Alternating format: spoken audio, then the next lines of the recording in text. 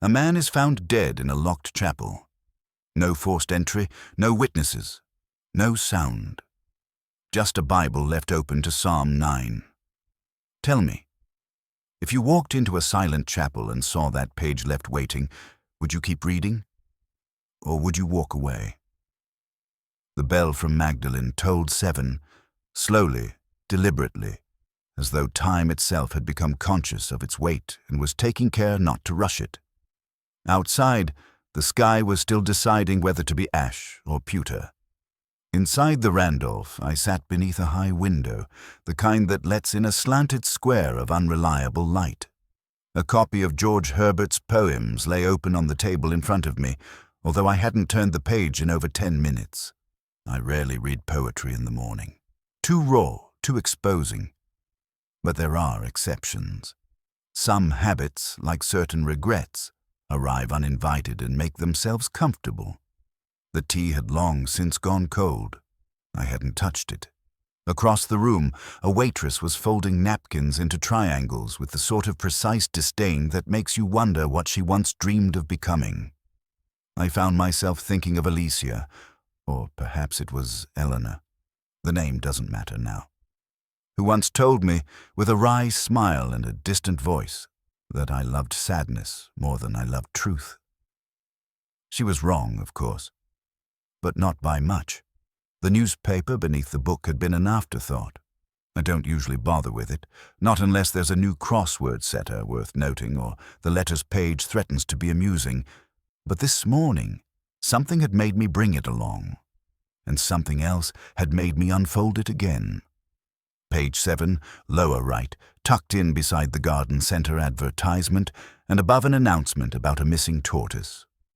Obituary. Dr. Marcus Fawley, lecturer in divinity, found dead in college chapel.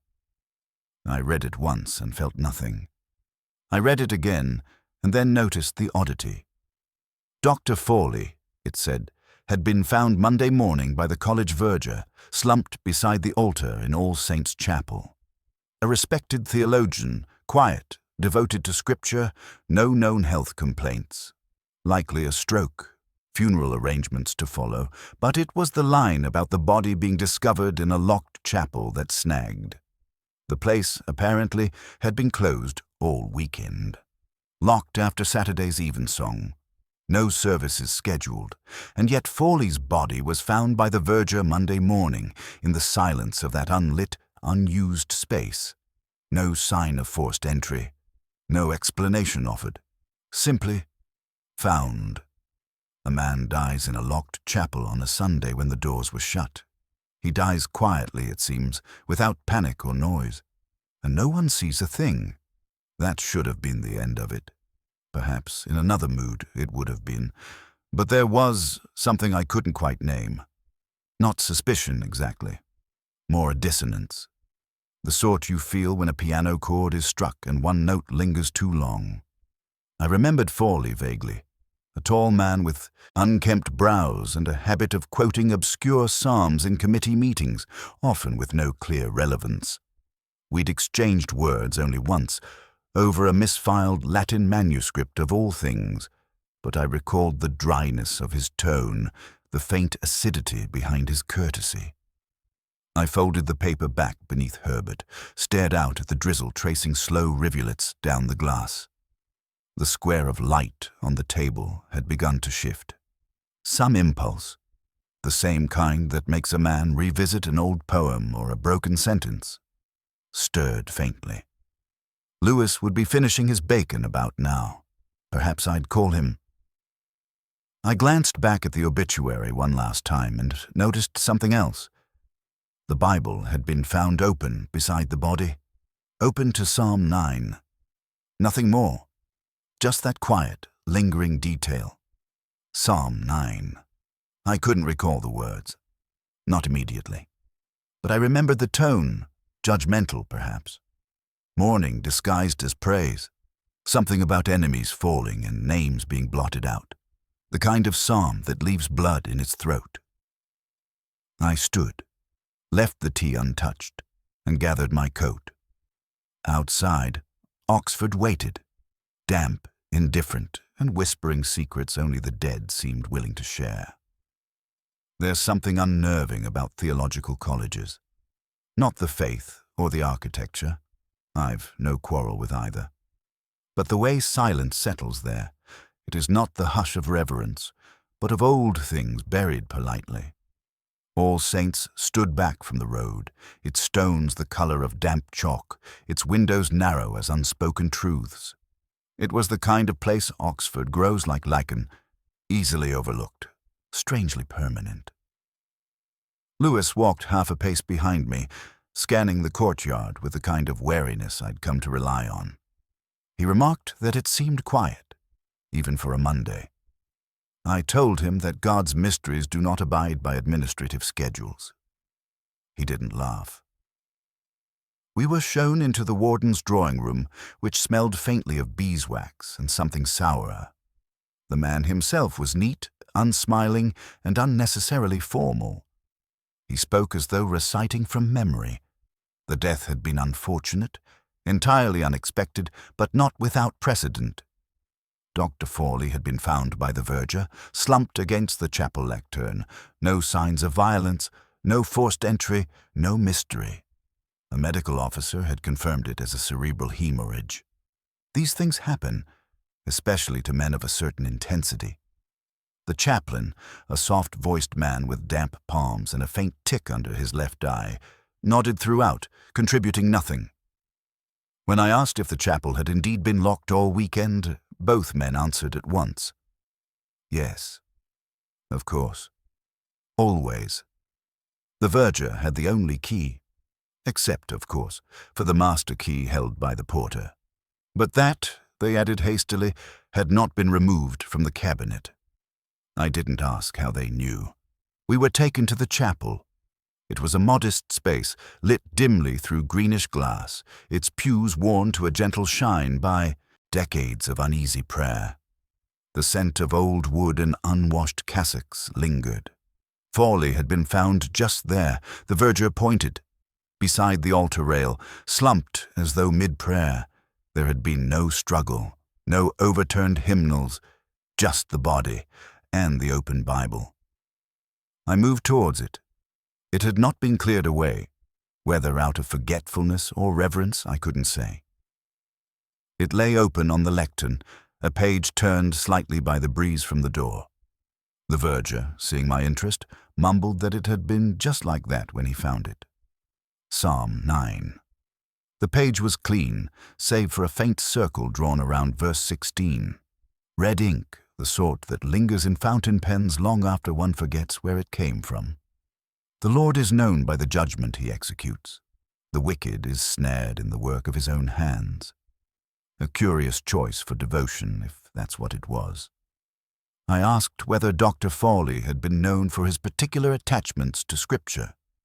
The warden said he had been a rigorous scholar of the Psalms, a specialist, if such a term applied. I asked if he often visited the chapel privately. The chaplain said, not often, then corrected himself. Occasionally, then fell silent. Lewis leaned towards me later and muttered that the warden looked like a man covering for someone he didn't like. I told him that was unfair. He looked like a man covering for someone he feared. Outside, it had started to rain. Not heavily, but with the kind of grey insistence that promised more. I stood in the cloister for a while, watching the drops run down the carved faces of forgotten saints. Lewis checked his notes. I lit a cigarette I didn't particularly want. There was a leaf caught in the stone guttering, fluttering against the drain like something trying to speak. The ink around that verse had not bled. That meant it had been drawn before Fawley died. Hours before, perhaps longer. And that meant intention.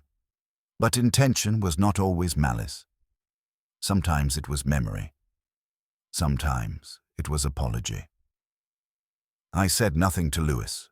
I merely tucked the thought into the back of my mind and let it sit there, like a bookmark against something I would later need to reread. There are rivalries in Oxford more enduring than any marriage, and often conducted with more passion. Academic enmity has its own grammar. Subtle, caustic, and usually conducted through footnotes. Lewis had come in from the rain, his coat steaming faintly like a kettle left to mutter, and placed a file on my desk with more force than necessary. Said he'd been poking about the faculty minutes and had come across something prickly. Fawley, it turned out, had recently submitted a paper on the Apocrypha, one that stirred up more than dust. Notably, it had led to a public disagreement, no, a formal rebuke, from Dr. Judith Fenner, reader in patristics, and a name I remembered chiefly because of her habit of quoting Augustine with the casualness most reserved for weather observations. I walked to her office later that afternoon, though office is a generous word for it. A sliver of a room tucked above the refectory, smelling faintly of lavender and ink. Books leaned dangerously against one another along the shelves, like people in a corridor too narrow to pass. Fenner was seated at her desk with the stillness of someone trying not to appear defensive. She didn't rise, only gestured vaguely toward the spare chair, which held a pile of dissertations I had no intention of disturbing. So I stood. We spoke, if one could call it that, in the tone peculiar to Oxford dons who believe they are being mildly inconvenienced by the presence of law. She acknowledged the argument with Fawley. Called it unfortunate, but not uncommon. Said she'd found his theological premises tenuous and his tone needlessly antagonistic. She used the phrase intellectually irresponsible, which I've always found more damning than any swear word. When I mentioned Psalm 9, something altered. Not her words, those continued with polished fluency, but her gaze. It drifted for a moment toward a pale ring on the desk beside her, the kind left by a mug set down in distraction. The stain was dry, long settled, but her eyes remained there a beat too long. I made a note of it, silently. Behind her, a photograph. A young woman, herself, standing beside Fawley in a sunlit courtyard. Rome, perhaps. The caption read only 1989, Pontificia Conferenza. She had not smiled. Neither had he. The space between them in the photo was precisely equal. An absence shaped like something never spoken aloud. She insisted they had never been close, never more than professional adversaries. Said it as if rehearsed. I nodded, thanked her, and left without asking for more. The Bodleian has its own form of confession. Its shelves contain more guilt than most courtrooms. I went looking not for answers, but for gestures. The little things writers leave behind when they think only of scholars, not of detectives. Fawley's paper had been submitted, but not yet catalogued. A preprint, uncorrected. The librarian handed it over with a faint air of distaste, as if passing along something slightly scandalous. I read it slowly, there by the east window, where the light filtered through centuries. The paper was well argued, if needlessly thorny. He made the case that the exclusion of certain apocryphal texts from Oxford's curriculum was not merely tradition, but a quiet form of doctrinal cowardice. He was not wrong, but he was, perhaps, unwise. And there it was, near the end. Footnote 42. Just a superscript number, floating in the middle of a paragraph like a lifted eyebrow. Below, at the bottom of the page, 42. That was all. No citation, no source, just silence posing as punctuation. I stared at it longer than necessary, not because I didn't understand it, but because I did.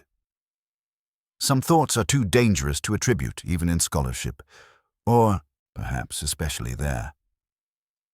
I folded the paper gently, as one might fold a letter from someone no longer alive. Outside, the rain had stopped, but the windows still wept. I thought again of the red ink circling vengeance, and the woman whose eyes would not meet mine. Some facts resist chronology.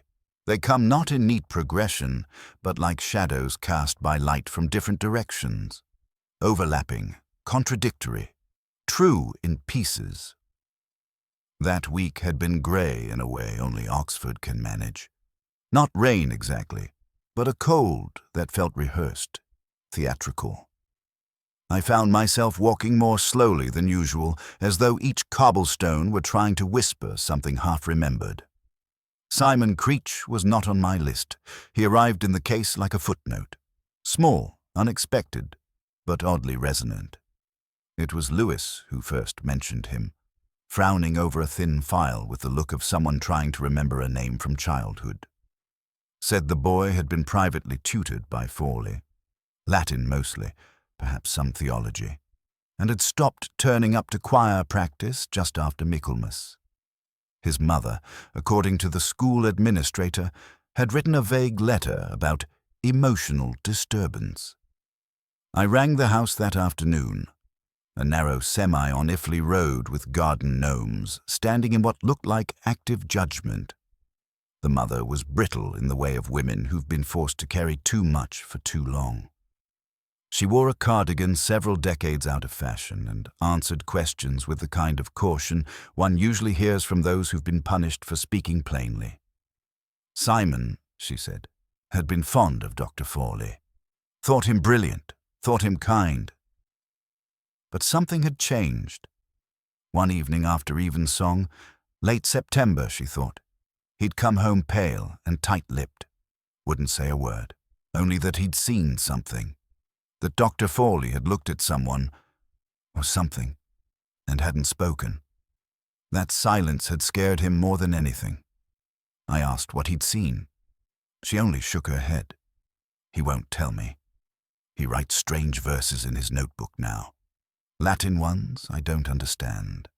I made a polite exit, left a card, told her I might return. As I stepped back out onto the pavement, the wind shifted, and for a brief moment I smelled incense. Not from the street, from somewhere remembered. Lewis caught up with me an hour later in the quad outside Merton, still fiddling with the cuff of his coat like a boy sent into chapel too early.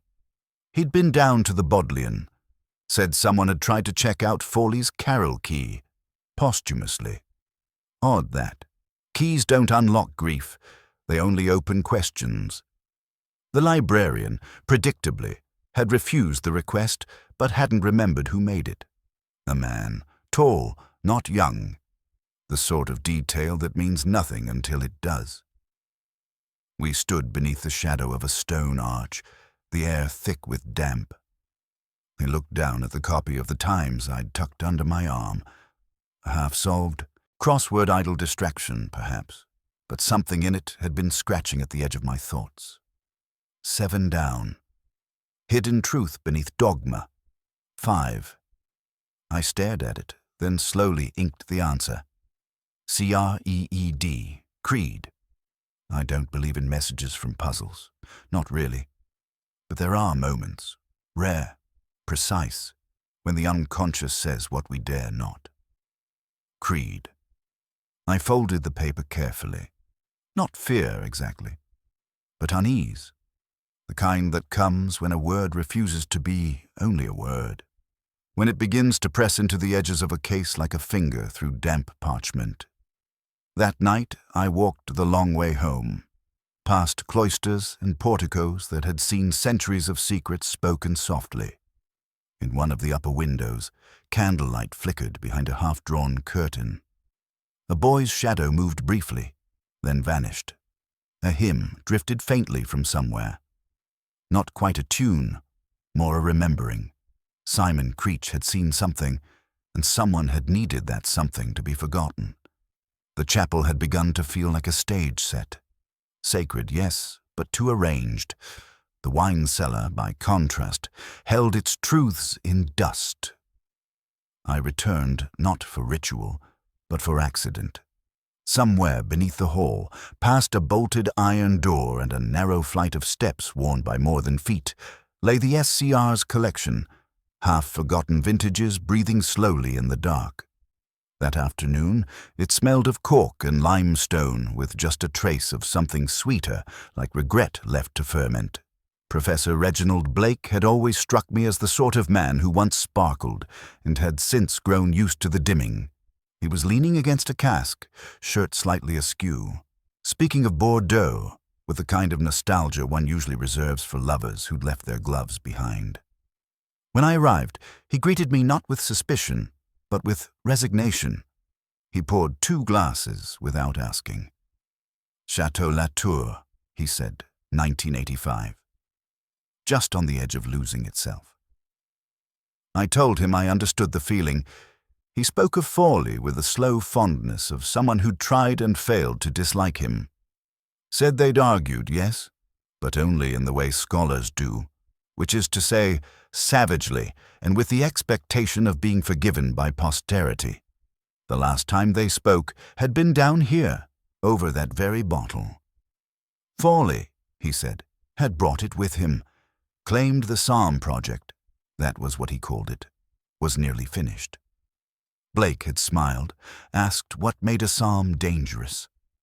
Forley had frowned, said it wasn't the psalm, it was what it revealed. I asked what he meant. Blake swirled the glass slowly. That Marcus believed some of the early psalms had been altered, not translated poorly, but manipulated. That the structure of Psalm 9 especially had once formed part of a liturgical cipher. To erase a name, he said, you first bury it beneath one. I asked if he'd seen the paper. Blake shook his head. Only fragments, but he'd warned Marcus to leave it alone, not for fear of retribution, but of irrelevance. Said there were places even the truth didn't matter anymore. He offered me another glass. I declined. The cellar light flickered faintly, a single bulb swaying gently on its cord like a pendulum pretending not to count time. I asked what Forley had looked like that evening. Blake was quiet a moment, said he looked like a man who'd written something he could no longer unread. Upstairs, the chapel waited in my thoughts, pressing at the edges. I walked back toward it, but paused just outside the door. That verse again. The Lord is known by the judgment he executes. The wicked is snared in the work of his own hands. It had been circled not like a scholar marking a citation, but like a playwright underlining a final line. Judgment, snare, work of his own hands. The ink had not smudged.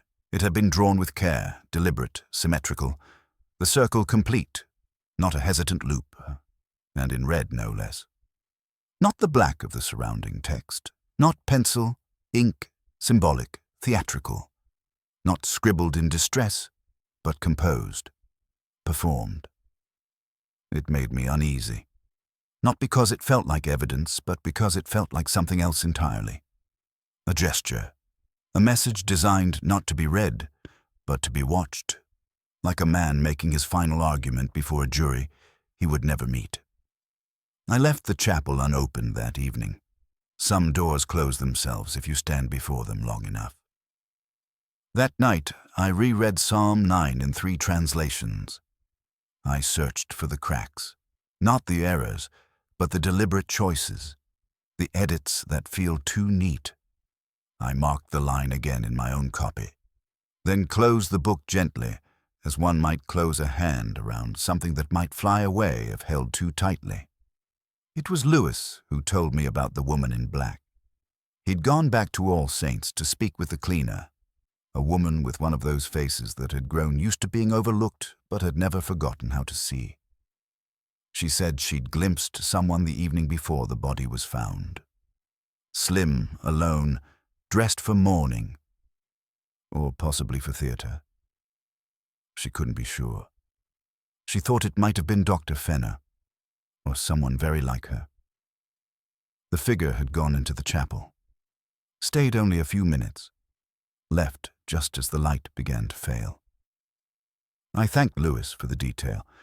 He looked at me the way he sometimes does when he knows I'm not ready to share whatever thought has just settled itself at the base of my neck.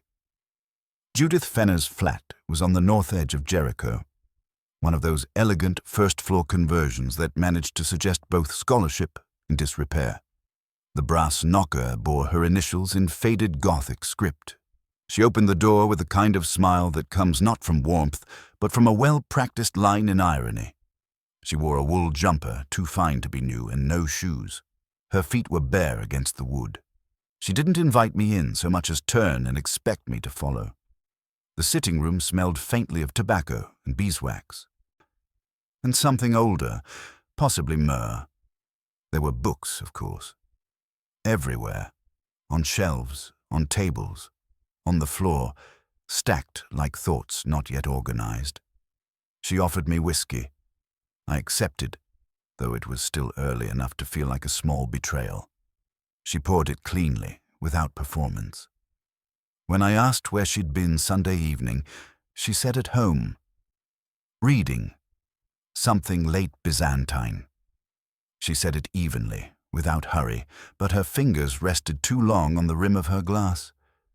There was a print on the wall I hadn't expected, an engraving of Judith and Holofernes. Not the Caravaggio, earlier, more restrained, the decapitation precise, almost surgical. Fenner saw me looking, said nothing. We spoke of Fawley, carefully. I suggested she may have seen him recently. She raised one eyebrow, then let it fall. I told her about the cleaner's account. She shrugged. Said a woman in black at a chapel was hardly conclusive. I agreed. Then asked if she believed in vengeance. She smiled without showing teeth. Said it was too theologically unstable a concept for her taste. There was tension between us, but not hostility. It was the kind of tension that occurs when two people see too much in the other and pretend not to notice. She spoke with precision. Every word weighed. I asked if she missed him. She didn't answer. She tilted her glass. Watched the amber catch the light. I stood to leave. She didn't follow me to the door. Didn't offer to. As I moved through the narrow corridor, something caught my eye. A bookshelf, dusted with care, save for one gap. A small space between volumes where a book had clearly stood for years. The faint shape of it still marked in the paler wood. Gone now, removed recently. No title to guess at, no reason offered. Just absence, shaped like knowledge. Outside, the dusk had settled low over the rooftops. I walked the long way back to the station, past Keble, past St. Giles. The whiskey sat quietly in my chest. I thought again of Holofernes, of Fenner's voice, deliberately neutral, of the shadow in the chapel, seen but not spoken to. I made no notes that night. Some details prefer to echo before they clarify. Some clues don't announce themselves. They wait, not hidden, but overlooked, like the final chord of a minor piece left to hum at the edge of hearing. The register had not been mentioned by the warden, which made it more interesting than anything he had said. It was Lewis who found it, tucked in a narrow drawer near the vestry, its spine cracking like an old wrist as he turned the pages. It was an unremarkable thing. Dates and names, scribbled in uneven ink, visitors logged for services, and moments of private prayer. Most lines were filled with the expected cast. Scholars with time to spare, widows still talking to husbands, the occasional American couple drawn by the cloistered quiet.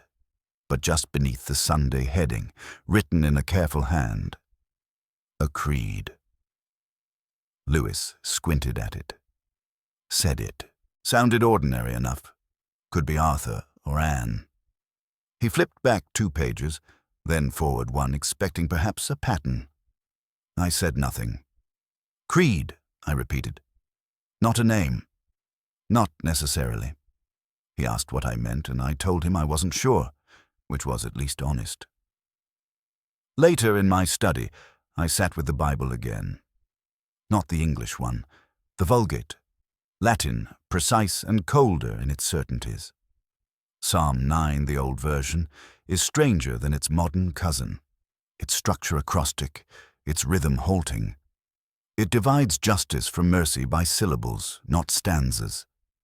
There, in the margin beside verse 10, et sperent inte qui noverunt nomen tuum, a note I hadn't seen before. Faint, probably Fawley's hand. Credentium, those who believe. I read the line again. Not as dogma, but as metaphor. A creed. Not a visitor. a signature of intent, someone recording belief, not identity, or perhaps both. It had the feel of a game played by someone fluent in liturgical code, or a warning cloaked in reverence. Either way, it was deliberate. I stared at the name longer than I needed to. The letters stood apart from the others, smaller, more controlled, the kind of handwriting one uses when unsure whether they're meant to be seen. Lewis called shortly after, said he'd run the name through college records. No alumni, no visitors, no staff. I thanked him, then hung up before he could offer another theory about coincidence. Oxford doesn't do coincidence. It does masks, footnotes, and mirrors. The missing footnote, 42, still haunting the apocrypha paper like a breath held too long, came back to me. If Fawley had intended to reveal something hidden, perhaps the name was part of it, or perhaps someone else wanted it erased, not by fire, by metaphor. I lit a cigarette. Not for comfort. For rhythm, the act of watching something vanish slowly. Creed. It hung there. Theological joke, maybe. Pseudonym, maybe. But it felt heavier than both, like a final flourish on a note never posted. Something Fawley had tried to signal, or someone else had tried to obscure. The chapel, locked and unlocked in the same breath. The red ink, not careless, but ceremonial. The name that was not a name. I thought again of Simon Creech and the silence that had scared him. Of Judith watching the whiskey glass rather than my face. Of the photograph in her office where distance stood between two bodies like a third presence. And I thought of a line not in Psalm 9 but echoing just beyond it. They know not, neither will they understand. They walk on in darkness. I let the register rest on the table. No fingerprinting, no fuss. Just dust and a name that trembled slightly when spoken aloud. A creed. Not quite faith, not quite fiction. Something in between. It was raining again.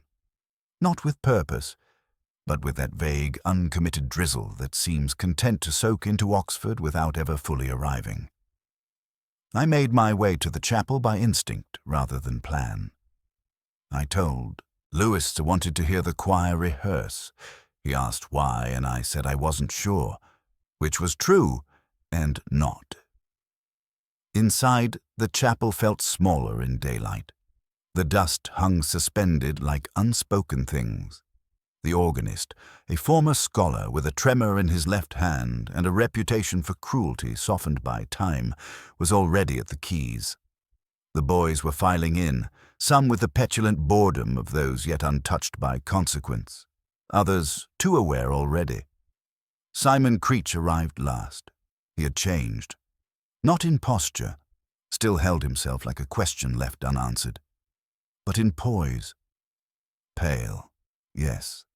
Composed in the way a candle is composed just before the flame flutters. He stood near the second row, adjusting his robe with the precision of someone performing for no one in particular.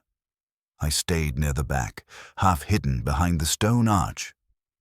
I don't think he saw me, or perhaps he did. They began with a Kyrie, missed the tempo twice, then shifted to the psalm settings. The choir master, who spoke with clipped affection and wielded silence like a scalpel, announced Psalm 9. There was no reaction from the others, but Simon flinched. Not dramatically. Just a tightening at the jaw, a brief flicker in the corner of the eye. He still sang. Clear, soft, even a touch sharp on the high F. But there was something absent behind the voice, as though he were reading aloud from a page he'd never seen but already mourned. After rehearsal, I waited in the cloister. The boys filtered past in a blur of cassocks and aftershave. Simon paused, just enough to be deliberate. He glanced at me, then looked away. From his sleeve, he produced a folded square of paper, crumpled not from mishandling but from being held too long. He pressed it into my hand without speaking, then turned, rejoined the others, and disappeared down the stone path.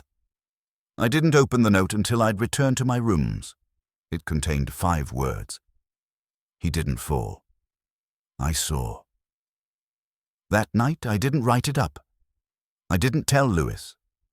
I poured myself too much wine, red, dark, unrepentant, and tuned the radio to BBC 3, where Parsifal was being broadcast live from Bayreuth. The overture, bleeding into Act 1, filled the room with something ancient and wounded. I thought of Simon, the way children carry knowledge not meant for them. The way Fawley's body had been found, slumped, composed, surrounded by nothing. I poured again. By the second act, I'd lost the thread. By the third, I'd lost the glass. The dream came, as they always do when reason retires. A choir boy stood before the altar, smaller than Simon but wearing his face. He held an open page. From its center, ink pooled, slow, deliberate, and began to drip. Not red, not black. Something in between. The altar cracked, the page burned. The choir sang nothing. I woke before the final aria. The bottle was empty. My collar stained with something I couldn't name. And then, in the quiet after the music, one thought returned.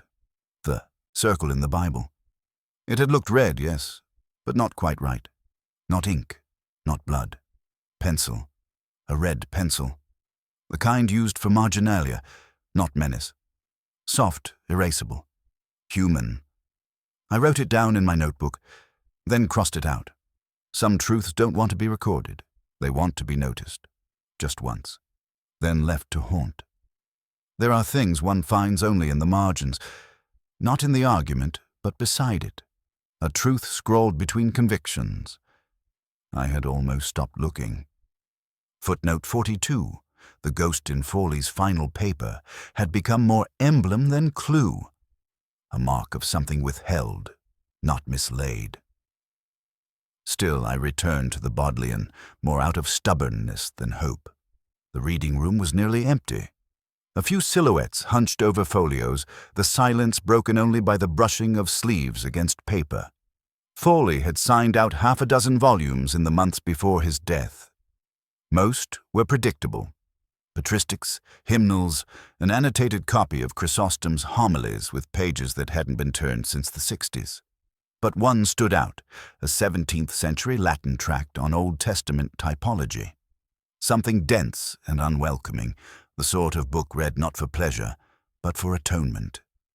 I requested it. The librarian hesitated, said it was fragile. I said I would be careful. She handed it over with the quiet ceremony of passing a relic. It was bound in soft, splitting leather, the pages feathered and warm to the touch. The ink had faded to the color of old smoke. I turned them gently, not reading exactly, but listening, for interruptions, for hesitation. There, near the final chapter, nestled in a discussion of Cain and ritual justice, was the mark. Not a proper annotation, no footnote, no attribution, just a single line in faded pencil, pressed faintly between the lines of type. Vox sanguinis clamat ad me de terra. The voice of your brother's blood cries out to me from the ground. Genesis. Chapter 4. The murder of Abel, the first crime. I traced the letters with my eyes. The pressure of the hand that had written them still barely visible in the texture of the paper. It was not underlined, not decorated, but its placement was careful, intimate.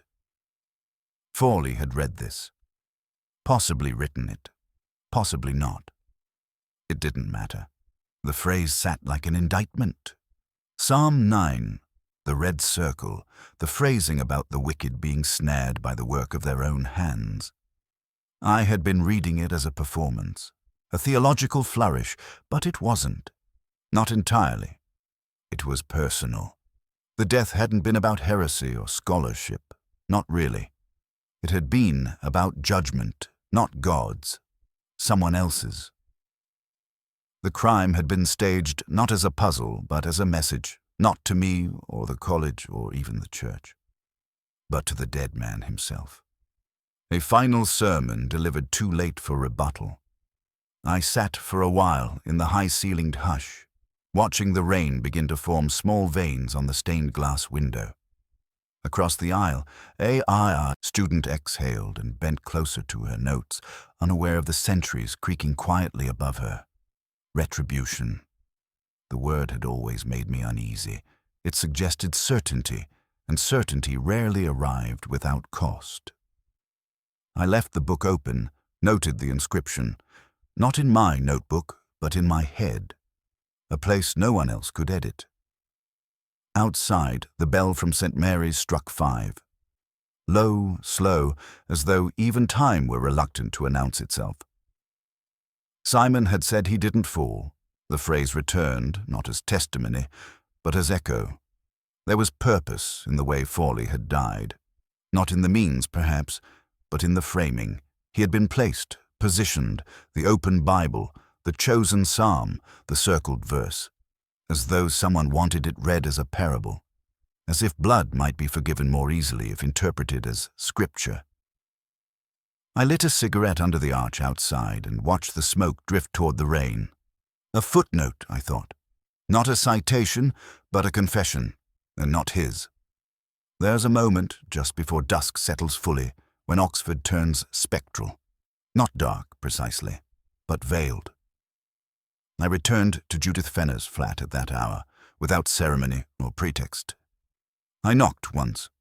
She opened the door without surprise, her expression unreadable, as if she'd been expecting a visitor but not sure which of her ghosts might arrive. She didn't ask what I'd come for.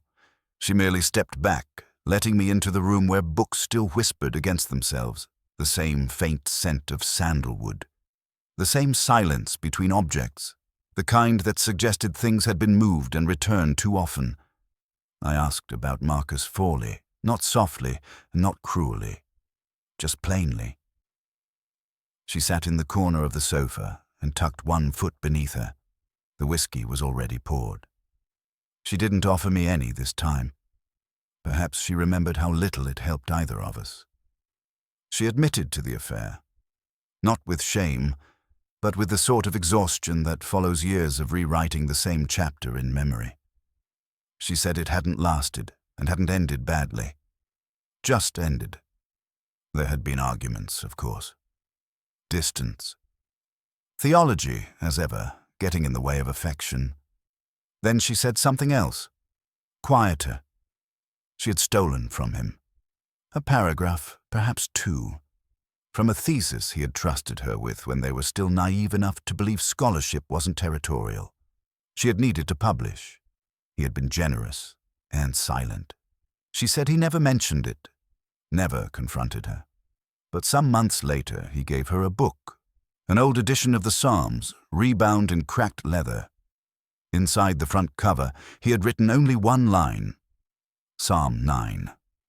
No inscription, no signature. She never opened it again. I asked where it was. She hesitated, then stood, moved to the bookcase with the slowness of someone approaching a wound, pulled a volume from the second shelf, a little too quickly for indifference, passed it to me without meeting my eye. The cover was dry, with age. I opened it. Inside, beneath the paste-down, was his handwriting. I recognized it now. Small, deliberate, slightly slanted left. He had underlined the psalm, and beside it, in pencil, 2 words, justice is memory. Not forgiveness, not vengeance. Memory. I turned the page and held it there, letting the moment settle like dust in lamplight. I asked if she'd been in the chapel that evening. She said yes, quietly. She had wanted to say goodbye. She had heard through someone, she didn't say who, that Marcus was troubled, that he was working on something dangerous again. She went not to intervene, she said, just to be near the space he once filled. She saw the Bible, the position of the body, the silence. She didn't touch anything. I almost believed her. Judith was not a woman who needed to invent innocence. She simply wore it like an old coat, too familiar to inspect closely. When I left, She didn't follow me to the door. Again, there was a kind of symmetry to that. Outside, the air had cooled, the city's breath soft against the cobbles. I walked slowly, the weight of the small book still warm in my hand. The inscription circled in my mind, not like evidence, but like the final line of a forgotten poem. Justice is memory, not punishment, not even truth. Just remembering. Folly had forgiven her, or tried. He had buried the accusation in metaphor, wrapped it in scripture, left it to be found, not as proof, but as presence. But someone else had remembered too, and they had used that memory for something far colder. Sometimes it is the dust that gives a thing away. Not the object itself, but the silence clinging to it. Lewis had gone poking where I hadn't thought to. The archives, the deep ones. The drawer he opened was reluctant, swollen with age, and smelled faintly of mildew and old sermons. He handed me the photograph in a sleeve so brittle I thought it might dissolve between my fingers. 3 men, standing in the lightless corridor of some college hall I couldn't place, probably Exeter, judging by the paneling. All in black gowns. Fawley in the middle, Blake to his left and on the right. A man I didn't recognize at first. Slightly hunched, with the tight expression of someone unaccustomed to cameras. On the back, in ink grown brown with time, Conference on Theological Divergence, Oxford, 1979, and beneath the names, Creed, Blake, Fawley. Creed, Arthur Creed. I had heard the name before. Briefly, as a footnote in a scandal no one cited aloud, a theologian of strange sympathies, fond of the Apocrypha, uncomfortably curious about early ritual structures. Discredited if you asked most, dangerous if you asked the right ones. The sort of man who had tried to revise the liturgy and been cast out for it. The sort of man Marcus Fawley would have condemned not with anger, but with scholarship. Lewis asked what I made of it. I told him to find Blake. He did. We met in Blake's office, which smelled of sherry and burned patience. The professor looked tired, older than last week, as though something had been draining him since the day we last spoke. I placed the photograph on his desk and said nothing. He stared at it longer than necessary. Said it had been years since he'd seen it. Then he began, slowly, like a man confessing not to guilt, but to grief. Creed had returned, under a name I would not find. Terminal diagnosis, he said. No family, no students, just memory and a final score to settle. He had come to see Marcus, had written first, perhaps, or maybe just arrived. The details had blurred. The chapel was their place once, before the fracture, before heresy had names. Creed had asked to meet there, privately, to speak or to accuse. It wasn't clear. Blake hadn't gone, said he wasn't invited. But he had followed, stood just beyond the narthex, heard voices, not loud, not angry. Then a sound, not a scream, not even a cry, more like something falling through conviction. He found Fawley slumped. Creed standing, shaking. It had been a shove, he said. A gesture misjudged. Or not. Creed had walked out. Fawley hadn't moved. Blake found him dead the next morning.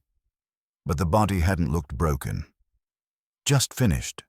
Creed died the next day in a hospice outside the city. No autopsy, no fuss. Blake said he had returned to the chapel, moved the Bible, opened it to Psalm 9. Drew the red circle himself. Why? I asked it without sharpness. He looked at me, eyes rimmed in something older than remorse, because Marcus believed in judgment, but not in confession. He wanted the death to feel meaningful. And Creed, well, even the condemned deserve a final moment of liturgy. I left without another word. Outside, the air smelled of wood smoke and moss. The photograph folded once in my coat pocket. 3 men, only one still breathing, and even that, perhaps, uncertain. The report came through on a Tuesday, unsigned at first, then corrected in ink that tried too hard to be neutral. Accidental death, blunt force trauma consistent with a fall. No suggestion of third-party involvement. I read it 3 times. Not because I doubted the words, but because they were too careful, too polished. Like a hymn written in the key of denial. Lewis didn't say much, just raised an eyebrow, shrugged, said it was what they'd expected. And it was. But expectation is a poor companion to truth. I nodded, folded the paper into quarters, and placed it in the drawer beside my desk, the one with the broken lock and the old postcards I no longer looked at. I returned to the chapel that afternoon. Alone. The doors creaked as always, but the air inside had shifted. Less dense now, less watchful. The sun tried its best through the stained glass, but couldn't quite reach the corners. The pews held no dust, only silence. The organ was playing softly. Someone practicing, somewhere behind the transept wall. A slow minor progression, uncertain, as if even the notes were remembering how to grieve. The Bible was no longer open. It lay closed on the lectern, spine flattened by familiarity. No red circle, no verse to decipher, just pages now. No longer symbol, no longer confession. Someone, probably the chaplain, had removed Psalm 9 from its place of theater and returned it to the congregation of the unread. I stepped forward, ran my fingers along the edge of the cover, not to disturb it, but to acknowledge. There is a kind of memory in touch, a way of saying I was here too. There had been no murder, not in the usual sense, no weapon, no motive that would satisfy a courtroom. What had taken place was older, something quieter, a reckoning shaped not by law but by time, and the long shadows it casts across ruined friendships and broken loyalties. Arthur Creed had come to die. Fawley had come to repent, or to provoke. And Blake had come too late, and stayed too long. The chapel had absorbed them all, like stone does rain, slowly, without sound. I stood in the nave for what felt like hours, watching the light shift on the altar rail, listening to the hush, feeling, absurdly, as if I had intruded on a conclusion I wasn't meant to witness. Before I turned to leave, I whispered a line. Not from Scripture, but from Herbert, who understood better than most that faith is sometimes made of fragments. Who would have thought my shriveled heart could have recovered greenness? No one answered. Outside, the rain had returned, steady, cold, without romance. I stepped into it as one steps back into a world grown thinner. My coat absorbed it quickly. There's a kind of dignity in getting wet, I've always thought, when the case is done and there's nothing left to feign. Lewis was waiting in the car just beyond the gates. He rolled down the window, asked if I needed a lift. I said no. He nodded. Didn't ask why. I watched him drive away, the wipers stuttering, the taillights blinking against the mist.